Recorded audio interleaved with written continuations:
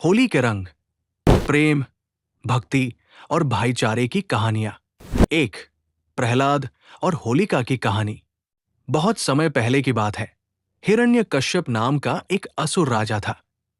उसने खुद को भगवान मान लिया था और चाहता था कि हर कोई उसकी पूजा करे। लेकिन उसका बेटा प्रहलाद सच्चे विष्णु भक्त थे और केवल भगवान विष्णु की भक्ति करते थे। हिरण्यकश्यप ने अपने पुत्र को मारने के लिए कई प्रयास किए, लेकिन हर बार भगवान विष्णु ने उसकी रक्षा की। अंत में उसने अपनी बहन होलिका को प्रहलाद को गोद में लेकर अग्नि में बैठने को कहा। होलिका को वरदान था कि आग उसे जला नहीं सकती, लेकिन भगवान की कृपा से प्रहलाद सुरक्षित बच गए और होलिका जलकर राख हो गई।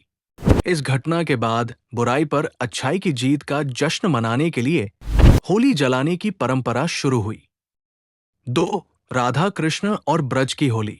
भगवान श्री कृष्ण अपनी बाल्यावस्था में बहुत नटखट थे। उनका रंग सांवला था और वे इस बात को लेकर चिंतित रहते थे कि राधा और गोपियां गोरी क्यों हैं। उनकी मां यशोदा ने मजाक में कहा कि वे राधा को अपने रंग में रंग सकते हैं। बस फिर क्या था, श्री कृष्ण ने अपने दोस्तों के साथ मिलकर राधा और गोपियों पर रंग डालना शुरू कर दिया। ये प्रेम और मस्ती से भरा खेल हर साल ब्रज, वृंदावन और बरसाना में धूमधाम से मनाया जाता है। आज भी बरसाना और नंदगांव की लठमार होली पूरे भारत में प्रसिद्ध है, जहां महिलाएं पुरुषों को लाठियों से मारती हैं और पुरुष खुद को बचाने की कोशिश करते हैं। 3. शिव और कामदेव की होली। एक बार माता पार्वती भगवान शिव को पति रूप में पाने के लिए कठोर तपस्या कर रही थी, लेकिन शिव ध्यान में लीन थे और उन्हें इस संसार की कोई खबर नहीं थी। देवताओं ने कामदेव से प्रार्थना की कि वे शिव के ध्यान को भंग करें। कामदेव ने प्रेम का बाण चलाया, जिससे शिव का ध्यान टूटा, लेकिन क्रोधित होकर शिव ने अपनी तीसरी आंख खोल दी और कामदेव जलकर भस्म हो गए। बाद में शिव ने कामदेव को आशीर्वाद दिया और उनकी पत्नी रति के आंसुओं से उन्हें पुनर्जीवित कर दिया। इस घटना के बाद प्रेम और भक्ति का संदेश देने के लिए होली मनाई जाने लगी। 4. धोलियों की होली।